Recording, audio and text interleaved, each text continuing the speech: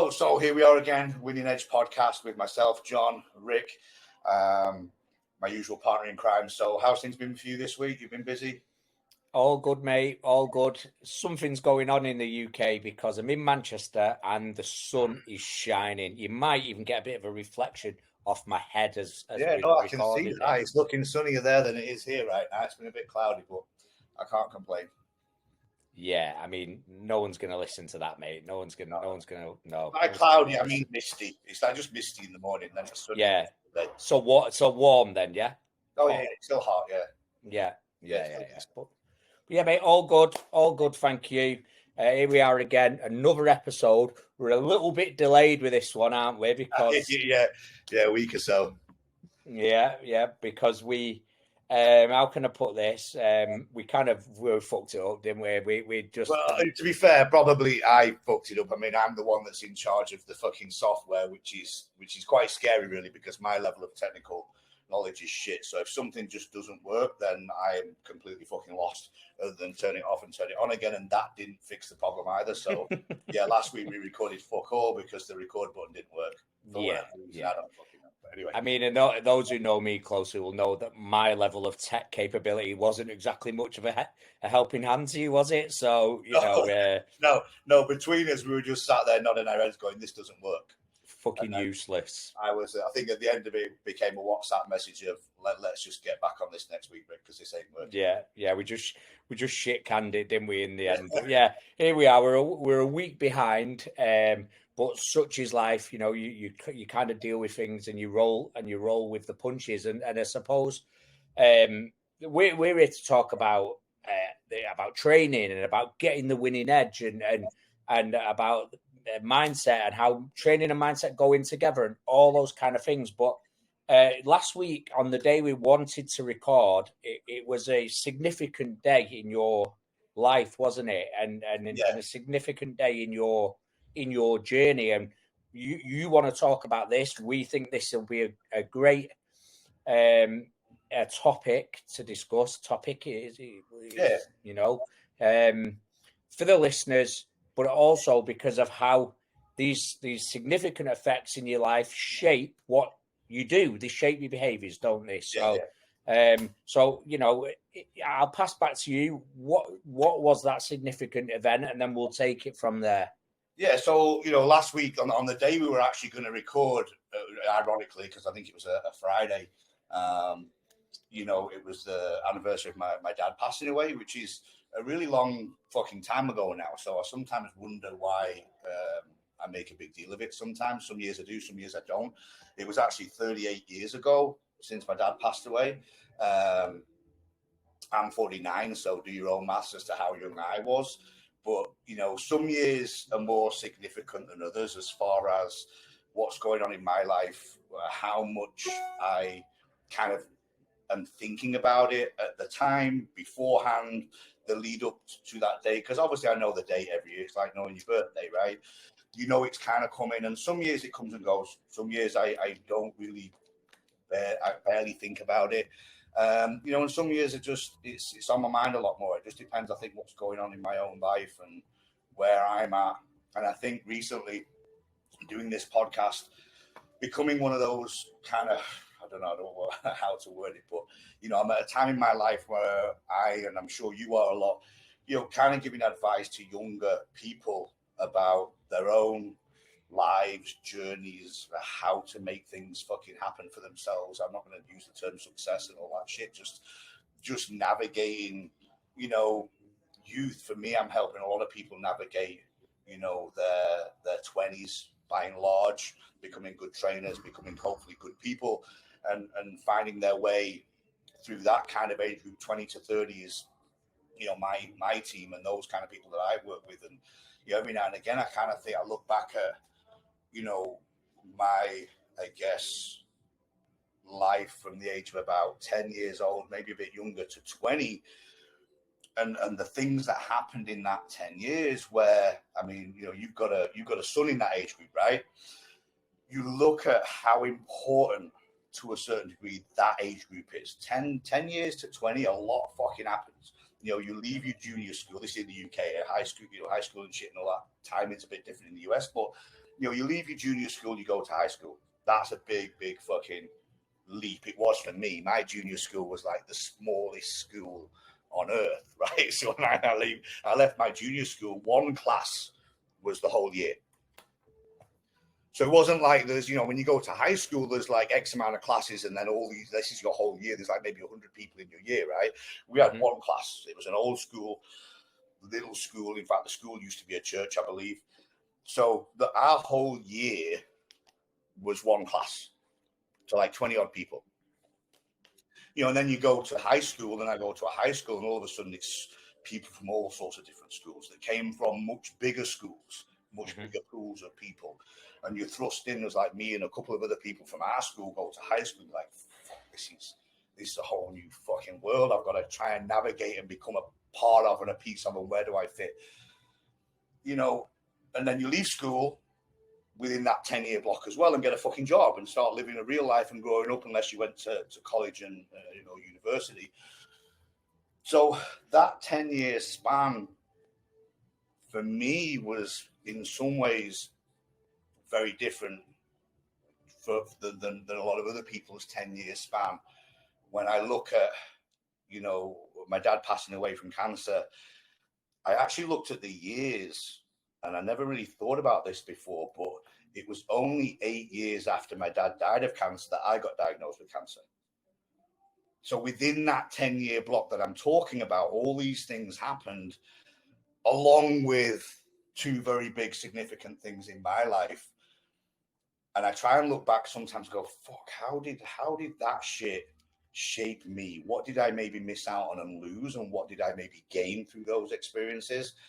And how, if any way, can I even navigate using that to help motivate, inspire, or even just say, hey, look, you're not on your own, right? With some of us have had different, and it wasn't all shit. Don't get me wrong, 10 years is a big block of life, but it was a look at what happens in that 10 years. In some ways, compared to like being 20 to 30, 30 to 40, a lot happens in that 10 years. And the most of the shittier things that have happened in my life happened in those 10 years. And I guess that was where I was I've done a lot of thinking about that sort of stuff recently, and that was on my mind a lot, and that was the reason for I guess making the topic of this podcast that story, if you will, if anyone's interested. Yeah, absolutely. Well, I think there's two or three different routes we could go down. We always say about we have a plan, don't we? We talk things through before we hit record, but then ultimately we want to go in the direction that we go with this. And the first thing, I think, obviously, we could talk about your training, and you mentioned the fact you got poorly as well, and perhaps we'll come to that. But the first thing is that 11 years old, your personality is not even formed yet. You're figuring out who you are. It sounds like you had to grow up fast. Would that be fair to say? Yeah.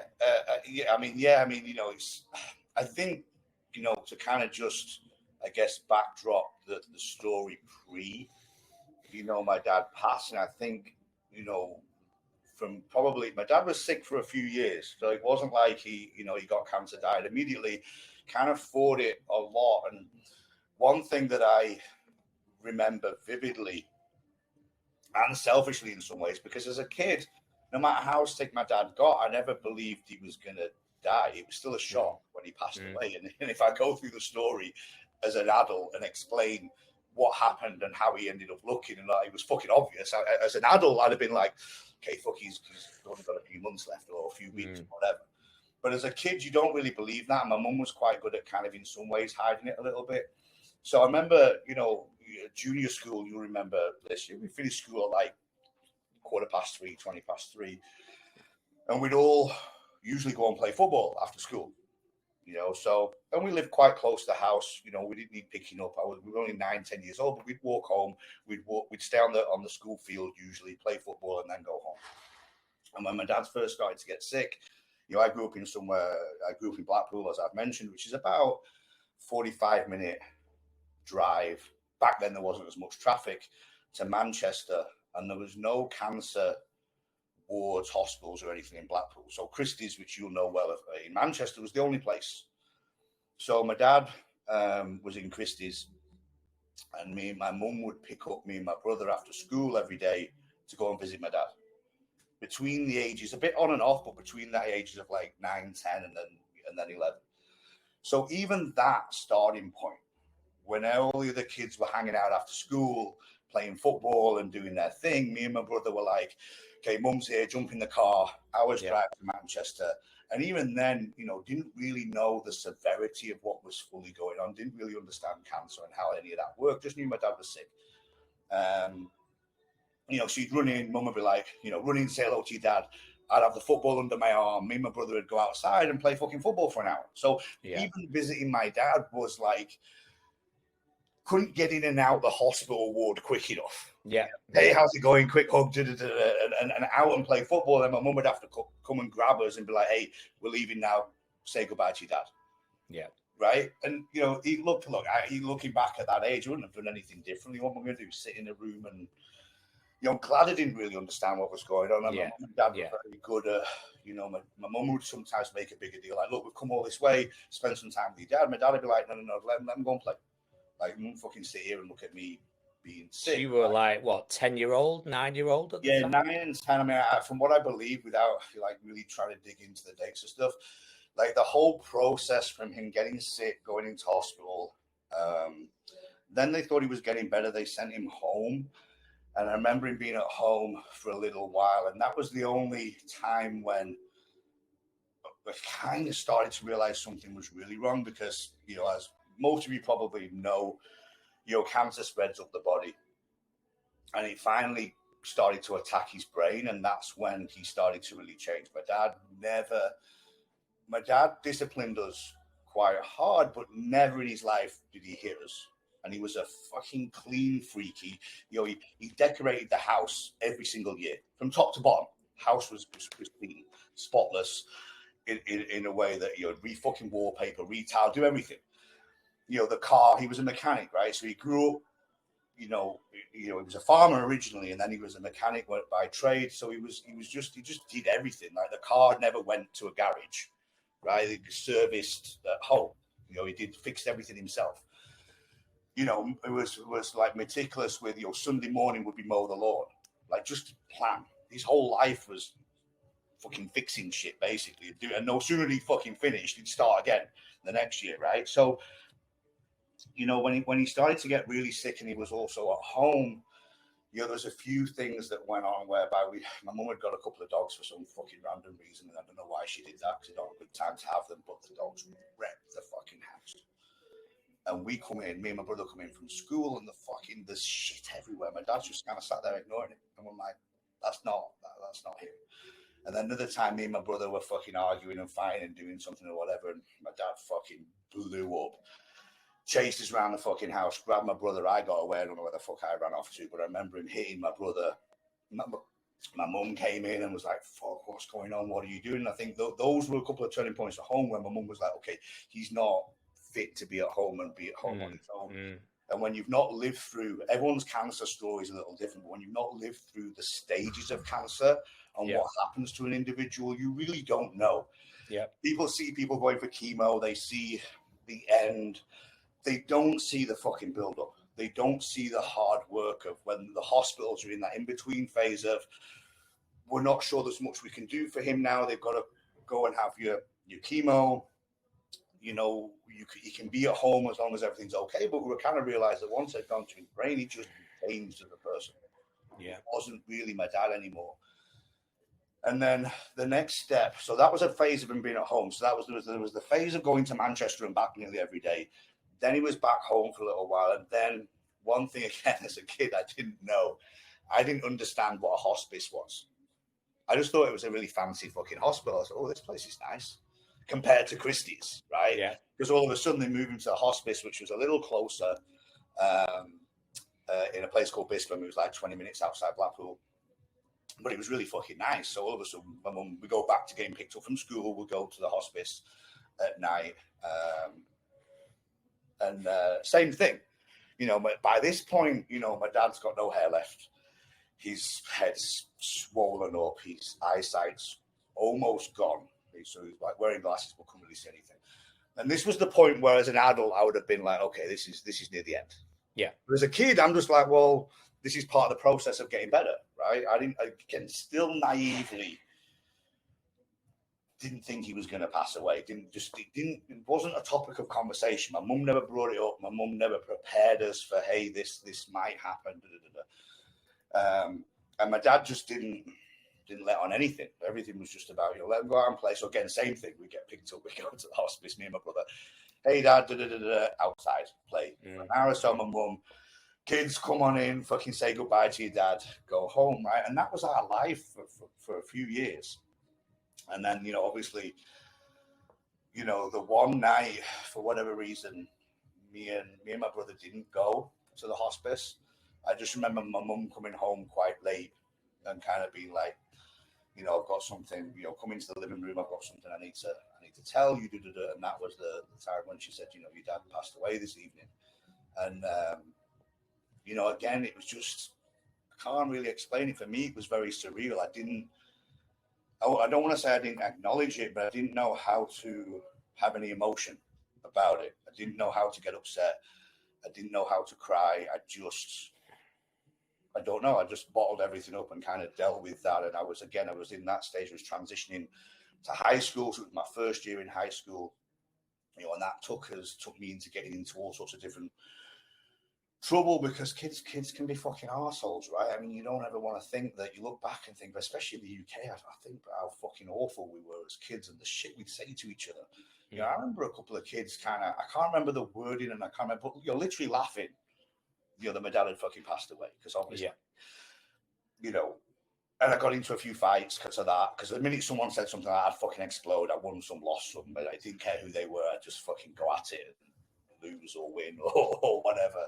I remember school teachers being like, we used to have to do RE, so like religious education, and the teachers were like, if you don't want to do this class, then you don't have to do it, which led me, not that I was ever religious anyway, but definitely led me away from having any belief in any of that shit. Because as a kid, I'm kind of like, fucking, there's some fucking God looking down on us all, and this shit can happen. I know you've had shit happen in your life. I don't know.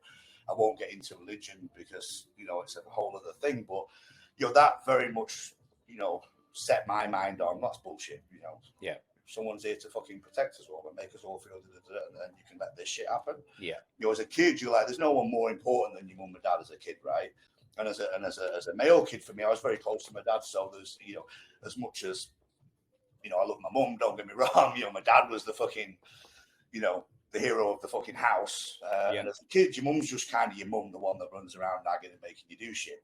Now I'm an adult, I look at my mum's life and look at everything she had to go through. Yeah. And I'm like, fuck, she's like the strongest woman in the world. Like I could do a whole other podcast on my mum's life. My dad's post. And you're like, your mum's still kicking as well, isn't she? And bang after. Yeah. So my mum's just turned 84.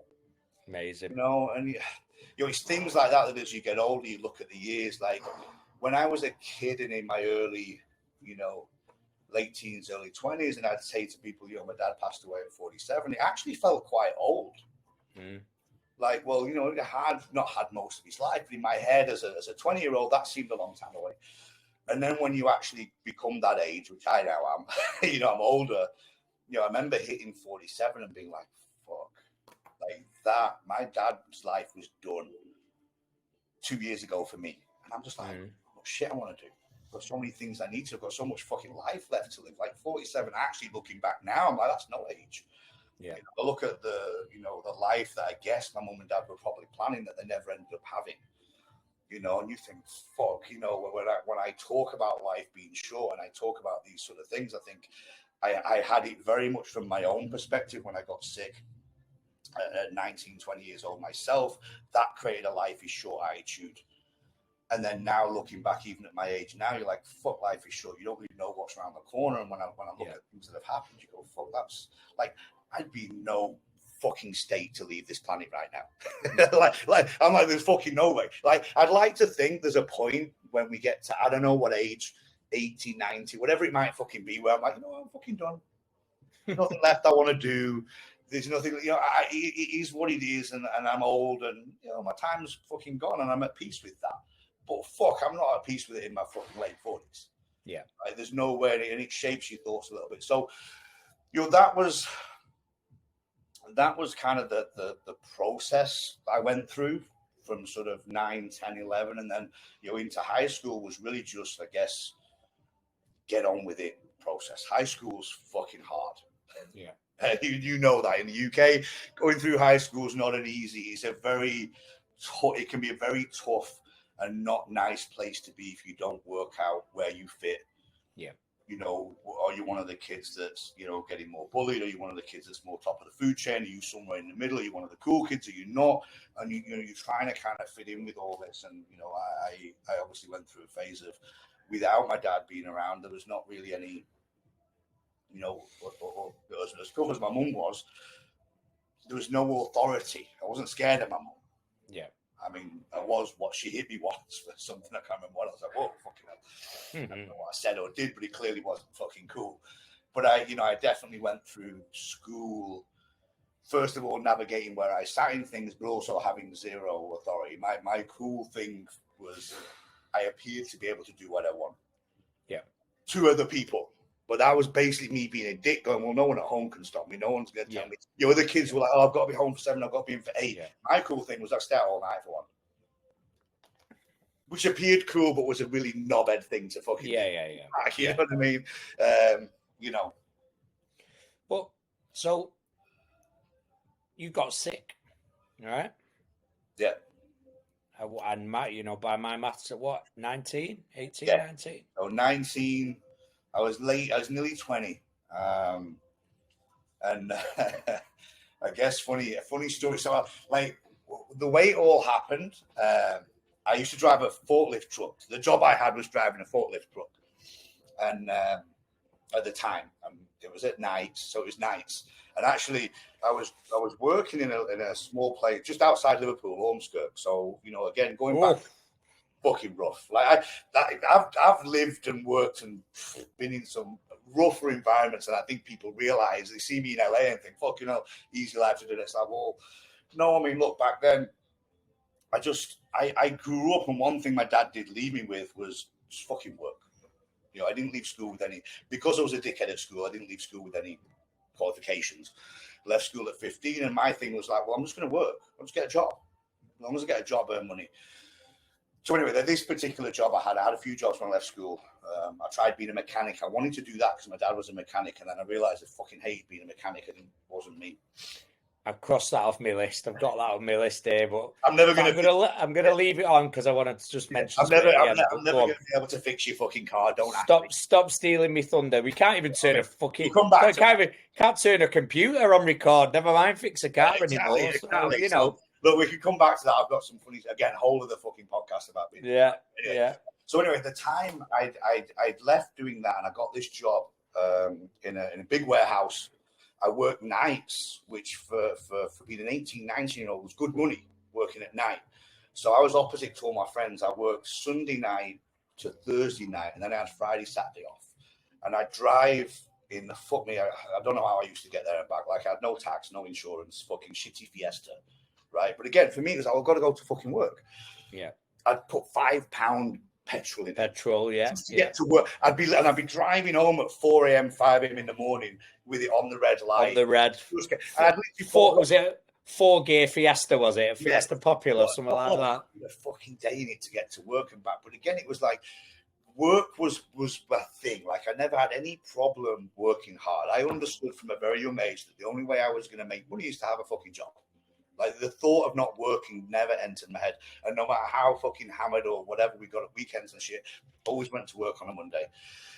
So I was working nights. I remember this. I'll never forget the night because I was jumping on and off the fucking seat. So it'd be like, I'd drive the forklift and then I'd have to load up the pallet on the front, right? So you go up and down these big fucking aisles making a big delivery. And then you'd go and put it out onto the fucking delivery area, and then I'd go and do the next one. So it involves a lot of get out, put something on the fucking thing, jump back in the seat. And if you've ever fucking driven a forklift truck, these seats are really fucking bouncy. So you jump in, bounce around. And halfway through the night, I kept jumping back on the seat, and my fucking groin. I mean, I'm fucking grabbing it now, and I shouldn't have on fucking screen because I can't. Like, it's that vivid that I remember. Like, the pain throughout the night was getting worse, and this throb was getting worse. And just so we're clear, this is in the Crown Jewels, right? Yeah. So I was just about to say, for the audience's benefit, I had tested for cancer. So it was basically my ball was fucking like expanding, and I didn't know this because I just got on with work. Thought I'll check it out properly when I finish my shift, and I just kept putting up with it all night, and it kept getting more and more painful, and I finished my shift. I took all my fucking shit off, and I go to the bathroom, and I'm just like, I sweat, my ball was like, at this point it was probably a bit bigger than a fucking, like, as hard and a bit bigger than a golf ball. And this was quite a quick thing then, right? Yeah, and again, this is apparently lucky for me that it was. So then I drive all the way home, and again, I'm being vivid, but I'm being vivid because I think people don't understand what goes on, and no one talks about this shit, right? And now I'm a lot, but at the time I didn't talk about it because I was embarrassed. As I've got older, I'm just like, well, fuck, I've lived with this for fucking, 30 fucking years, so it is what it is. I get home and it's fucking continued to swell. And at this point, I'm still in denial about something. I think, okay, just get into bed, and it'll go down after some sleep. It's just swollen. But by this point, it's like a tennis ball. And when I say like a tennis ball, I lie in bed, and the only way I could get it to stop hurting was to like rest it on my thigh. Like, so I'm sat, like, I'm like, because I've got to get to fucking sleep. I'm hoping I'm going to wake up and it's back to fucking normal. Clearly not. So I get up in the morning and I'm like, it's not fucking fixed. And I'm like, okay, and it's fucking painful as fuck. So, like any, 19-year-old adult does, I got up, left my shitty little apartment and went to my mum's. Not the doctor's. I mean, to put some context into that, my mum... I didn't expect you to say that. No, my mum was a lifelong nurse, right? So I'm kind of like, go to my mum, I'm like, Mum, I think I've got a fucking problem. I'm like, not the person. Like, the last time my mum saw me with nothing, no fucking clothes, I was probably like fucking 4. Yeah. So I was like, look, anyway, look, in the end, my mum's like, look, this doesn't sound good. I'm not going to fucking check it for you. I'm your fucking mum. Let's go to the doctors. So we go to the doctors, and that's the first time, I explain what's going on. The doctor takes a quick look, and he's like, this don't look right. Yeah. And it's the first part where the word cancer comes up. So he's like, look, it looks like a tumor. It could be benign, could be nothing, or it could be cancer. And I was like, okay, that doesn't sound fucking good.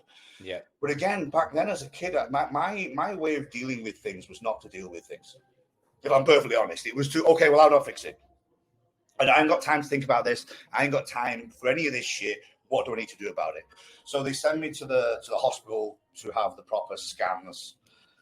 So they do all the scans, and I'm pretty sure they did it all in one day, because I went to the doctors in the morning. Like, we'll get the scans, we'll get the results. We need to do this quick, and then come back here this afternoon, and we can get a better idea of what we need to do about it. Yeah. So I go have the scans. I come home, and then I go back to the doctors for the results. And that's the moment they're like, okay, it's cancer. And I was like, okay, so what do we do about it? And it was all a bit of a blur. Then it was all really quick. It was very much like, well, we need to remove it, remove the tumor, do this, do that. And I think I was in hospital ready for the op within a few days. Like, it wasn't long. And they did say, look, the fact that you caught this so quick and it was so painful was a good thing, because apparently a lot of tumors will grow and the lumps are there and people ignore it, and it depends where. So again, in some ways, it was lucky it was where it was, because that's why it was fucking painful. Yeah. I mean, any guy probably listening to this is already cringing like fucking being like, I'm good. Yeah. So there was an element of luck that it was there. Like, I could have got a lump somewhere else in my body and ignored it for months. Yeah. As we tend to. We go, fuck it. And then by the time it does get checked out, it's gone too far. So luckily, it was fairly condensed into that one area. They recommended 6 weeks of chemo. just to be sure that nothing had kind of, because again, the cancer cells spread up the body. So wherever you get it initially, your next, sort of checks are going to be chest X-ray, lung X-ray, and make sure there's no cancerous cells traveling up and are still in your body that are then going to cause it somewhere else. And that's why when people get it bad, it starts in one place. Next thing it's here, the next thing it's here, and it'll travel up until it hits you, right? So luckily it's fairly clear, but they say, look, to be on the safe side. So I do 6 weeks of chemo. I was only off work a week. And then I went straight back to work because I was just like, well, I've got to fucking work for a start. And I don't want to be off. I don't want to lose my job. I think I was in the gym the following week. I remember walking around the gym like fucking John Wayne. I got the fucking biggest, baggiest tracksuit bottoms on, but I didn't tell anyone what had happened. I was going to say, you didn't miss training, mate. Come on, let's not be stupid. No, but again, it was part of being in denial. Mm-hmm. Part of being, I didn't tell anybody what happened to me. So I got diagnosed. I went in hospital. I took the week off work, and I just told people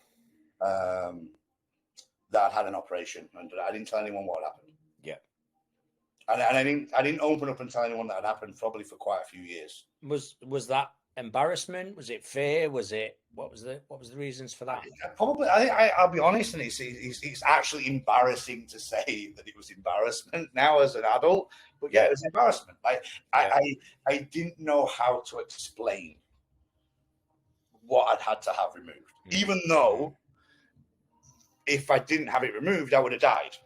So it's kind of like, what do you want, right? So there's no choice in these things. But as an 18, 19-year-old kid, well, 19, 20, you're at that prime of everything. Your whole life's about that. I don't want to admit it, but your whole life's about the opposite sex going out.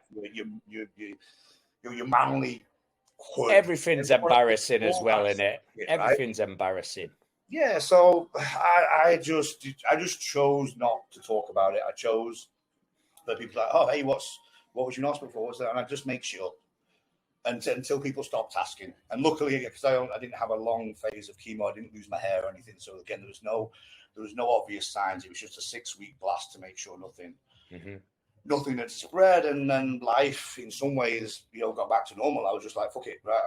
I'm good. The op's gone well. Things are cleaned up, and now I crack on with life, and that's kind of how I didn't deal with it. Just to throw my bit of humour in there, because you know what I'm like, and a few listeners might, but just in case you don't, did you get them to stick a bit of extra length on while they were in there, or what? Well, if I'd fucking known, I probably should have been like, hey, how can we make this better? Yeah, these are some improvements to be done here. Yeah.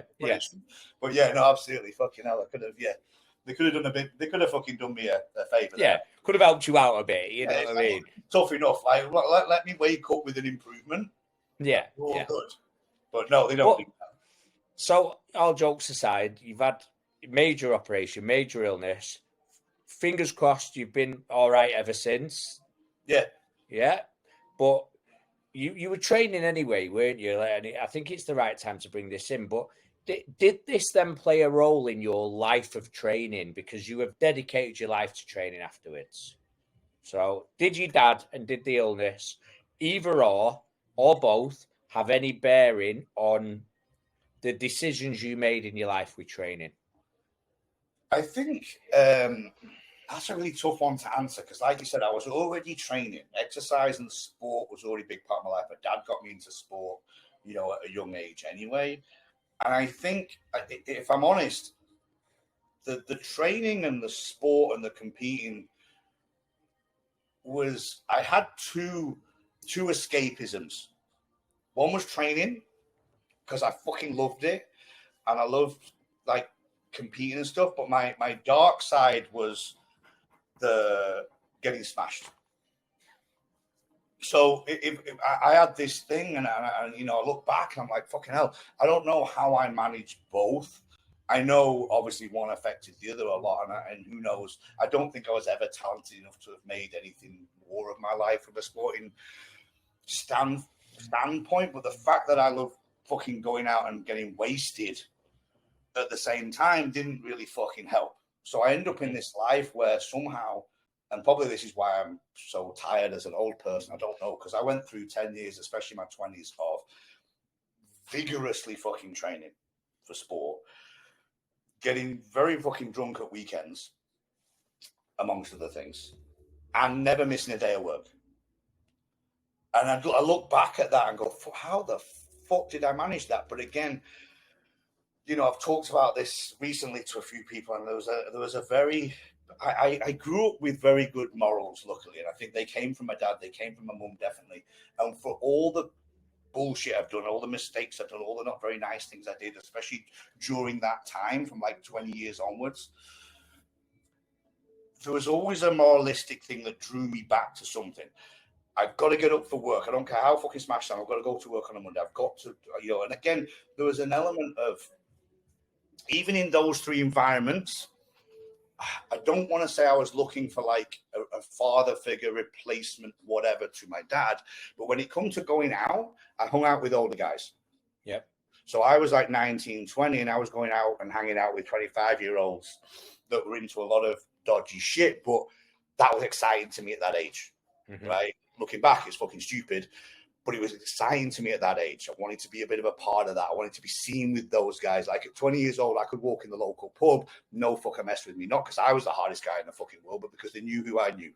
Yeah. And that gave me that sense of protection that I guess I never had not having a dad, right? So that was one area where I'm like, I want to impress these guys. I want to be around these guys. And obviously being around those guys involved drinking fucking other things. And it led to a ton of stuff that I had to end up getting out of because it was going to send me down a really bad path. The training side, so the gym and the boxing gave me that other, I guess, father figure type person to look up to and impress. Yeah. The coaches, you know, so I would never miss training because I didn't want to let them down. So kind of never missed going out because I didn't want to let those guys down, and I wanted to be part of that scene and be seen as you know these guys type fucking thing. You know that world, right? It's not impressive as you get older, but it fucking helps things. I mean, even as I got older in the fight game, I was always involved in people where, you know, people knew who you knew. We've had this conversation recently. Me and you go out in Manchester now and no fucking knows who we are. And you're a bit like, you feel more vulnerable. You just do. When I was around those people, I never felt vulnerable. Because I knew no one would touch me, because if they did, they would have to deal with those guys. The gym was the gym, and the boxing was all about impressing my coaches, looking up to my coach. Now, they knew what I was up to outside of there, and they'd be like, fucking John, you got to get your shit together. But at the same time, I never missed training. So I almost had another world. Those two worlds were kind of separate. And then work, I wanted to impress my boss. So I'd never miss work. I wanted to be the hardest fucking worker. I wanted to be known as a good employee. So somehow I juggled those three things, and looking back, the way I got through it, and the reason I don't want to say was successful all three. I don't think you can be successful at going out and partying, but there was an element of looking up to those three groups, whether it be my boss and putting them on a bit of a pedestal and making sure that I didn't want to let them down. I wanted to be seen as this and trying to impress. My coaches I wanted to impress, and I wanted to impress the fucking guys that I hung out with that were all older than me. And, you know, looking back, we're not really the kind of guys I should have been trying to impress. But I was 20 years old, and at the time, that was the kind, and that's the town I grew up in. Everyone was they were all fucking grafters and fucking chancers and doing shit on the side to make a ton of money. Like you walk somewhere like I grew up, none of those guys are driving nice cars and parking up in smart expensive fucking clothing in the pub on a regular fucking wage, right? They only had those things by living a certain lifestyle. And as a kid growing up, that looked cool. Luckily for me, it took me a long time, but I found a legitimate, more legal way to make some good money in my older age and have some very nice things. But as a kid, I could have quite easily done it that way. And, you know, things would have turned out quite as well. But that I would say that's, in a nutshell, how I managed to juggle three things that should not have been juggled. Blackpool's version of yin and yang, mate. Is that it? Yeah. Pretty much. Yeah. And I think what you were talking about then a minute ago is role models, and we all need role models, don't we? And it's about finding positive role models rather than rather than not negative, because these guys, they make their life choices, but they're not. Dare I say it, they're not always bad people. But I've smirked about 3 or 4 times while you were talking then. And people might notice they will now because I've just said it. But it's because one of your big values, let's say, and your ethos was not missing work on a Monday. So I'm just chuckling to myself, trying to hold it in. About, I mean, I didn't share that value when we used to go out. Than anybody. I don't think Monday was really a day of work for you, to be honest. Not for me, Mondays. Not for me. Now, just to be clear, Rick works. Yeah. When we were younger, Monday was not a very consistent day for you, should we? No, it wasn't. And that's the rest of the week went on, but yeah, that's all I was chuckling about there. But mate, listen, thanks for sharing your story. These things, they matter. They matter because it is life. It's the ups and downs of life. And you mentioned something earlier when you said, it was when we talked about about Ormskirk, and about, you said like you live in LA now, and I think it's easy for people to look at some of the things that you've done, we've done, the places we've been, all that kind of stuff, and people think you've had it easy in life, or you've had a silver spoon, or you've had luck, or whatever, but it's all built, sadly, on a foundation of hardship, isn't it? And a foundation of, having a great upbringing by the sounds of it, but then equally a really, really tragic one as well. I think it's really important for our listeners to hear those personal stories, and that it's not all about, of course, it's about doing well and making money and having nice things, but equally it's not, because life is fucking precious, isn't it? Yeah, and I think, look, I try to look back, and I try not to have regrets. I try to look back at everything and go, look, a lot of things happen for a reason, and a lot of things have helped mold me, more and more into the person that I am. And there's things that I look back on that I'm not proud of, absolutely.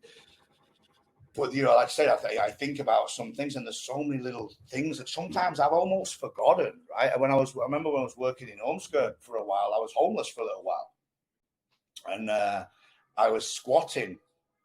This other guy was on his arse as well. We were both working for the same company, and I had nowhere to live. I got done for drink driving, and I almost got sent down, because not only did I get done for drink driving, I smashed my car into a fucking other car.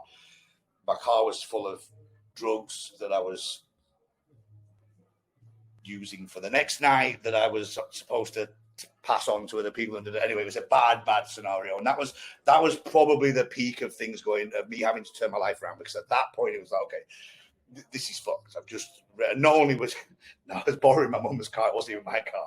I wrote my mum's car off, ended up in court, lost my license, and I needed my car, even though it wasn't insured and shit, to get to Ormskirk to work. So but again, even all that happening was like, okay, fuck, I can't not go to work. Most people at that point would be like, well, you can't drive to work, so that's your job as well. And I was like, well, I'm not prepared to let my job go. So I got a B&B for a week. The week after it happened, went to work, lived in the B&B. And then I was talking to people at work and saying, look, this fucking situation, I mean, anyone got a fucking room somewhere I can stay, whatever. Anyway, this other guy was in all sorts of hardships. And he says, look, I'm staying in this fucking house. It's not legal. It's fucking Scousers for you, right? So I take a backpack of stuff, a fucking sleeping bag, no heating, no lighting, no everything. So it's a fucking squat. Yeah. I didn't know what the fucking fuck a squat was at that time, mate. I'm like, oh, so you're just staying in this house. It's not even yours. It's not. Anyway, I stayed there for a few weeks, 4 or 5 weeks, and luckily, off the back of that, and off the back of not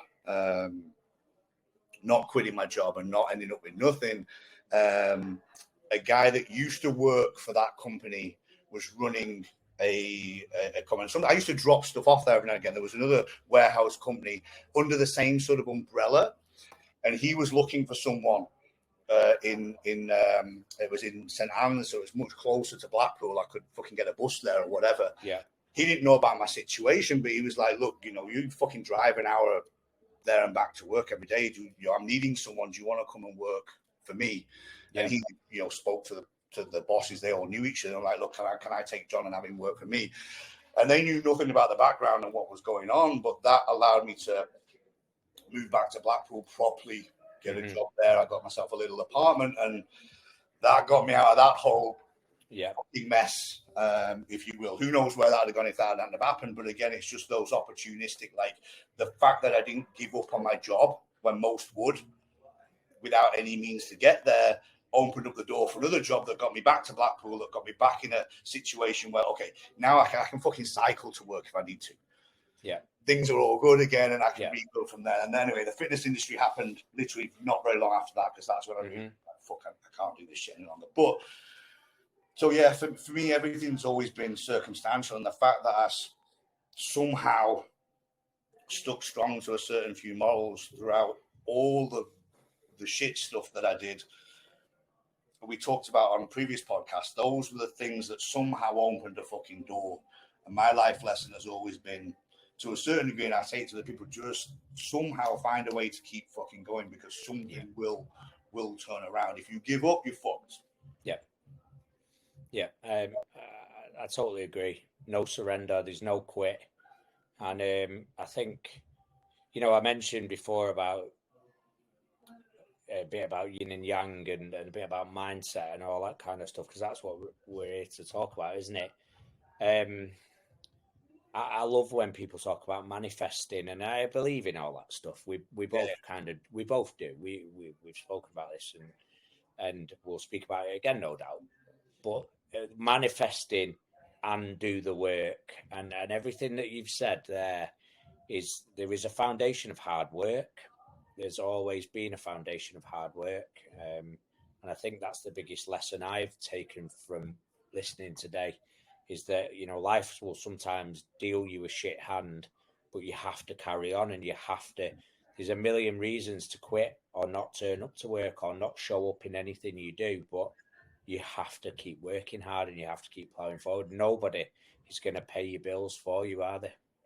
No, and like you said, the manifesting things become a big thing, and I'm like you, I believe in it, but there's many parts to it, and especially like you, I deal with a lot of people of a very different generation, and when they talk about manifesting, I'm like, manifesting doesn't mean sitting at home in your fucking bed not doing anything and fucking wishing for shit to happen. Literally just did a mini post about something similar this morning because it's on my mind, and it's like, manifesting comes in many ways, and it's not dreaming. It's not sitting around dreaming and wishing and hoping something's going to happen, right? You can manifest where you want to be in the future, but you have to also go, okay, what are the fucking steps I'm going to take? What do I need to do? And what are the values that I just need to keep doing? Even if I don't know how I'm going to get there, and I don't know how this is going to come to fruition fully, there has to be a plan behind your manifestation, right? So yes, believe it's going to happen. Yes, do your mindset work to be convinced in your own head you're going to get to wherever it is you want to be, and whatever that is. But that's only 10% of the work. The rest of the work actually has to be planned out, done, delivered, step by step. Take a left turn if you need to, or a fucking right turn, whatever it is. The manifestation part comes in. If somehow I'm going to get here, whatever here is, this is how I'm going to get there. How that ends up looking is a million fucking different ways, and I've not half the things I've ended up getting didn't come about the way I planned them to. Mm-hmm. Luckily, Semi got them anyway, but not with my initial plan, not with the way I thought it was going to fucking go. Not in the time frame. Absolutely, not with the people I thought it might have happened with, and all those sort of things. So I'm with you, but I think there's a whole other topic on manifestation and how that really. Well, I think we'll cover that at some point, won't we? Mate, just a final thing for me before we sort of close off. You mentioned mum and dad. Yeah. One of them had dogs.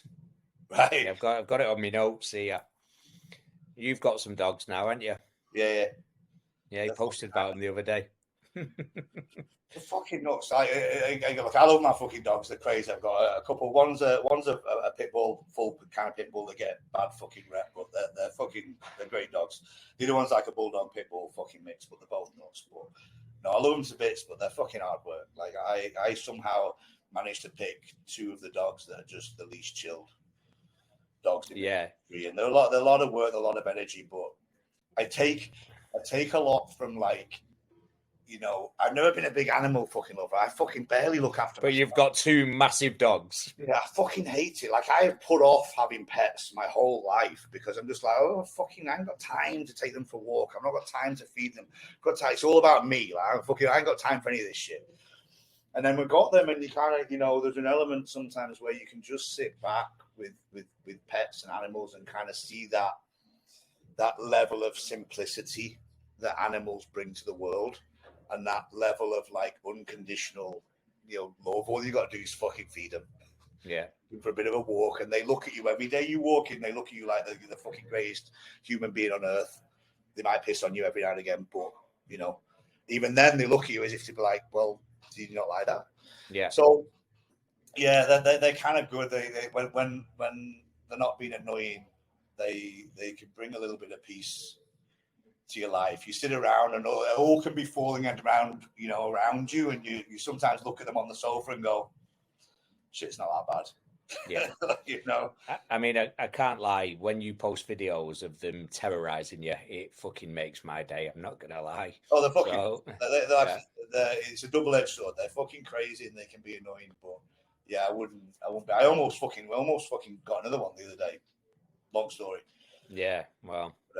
Mainly because I would rescue, like they're all rescues. That's the thing. Yeah. We rescue the dogs. I don't go out and buy fucking designer dogs that have been whatever. Like these are rescue dogs that someone else didn't want, and there's a big part to giving your animal a fucking good home when it's not been very well looked after or treated. So, you know, that's a big part of it as well. They're not just dogs.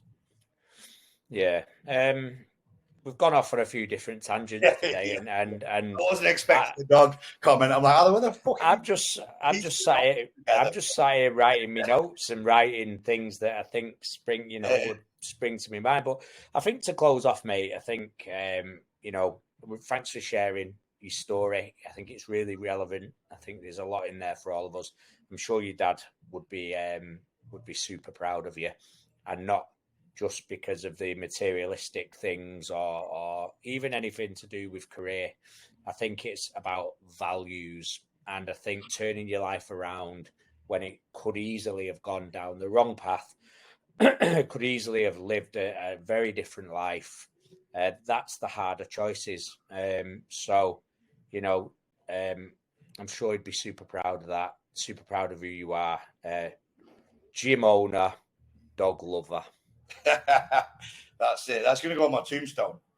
There we go. Whenever.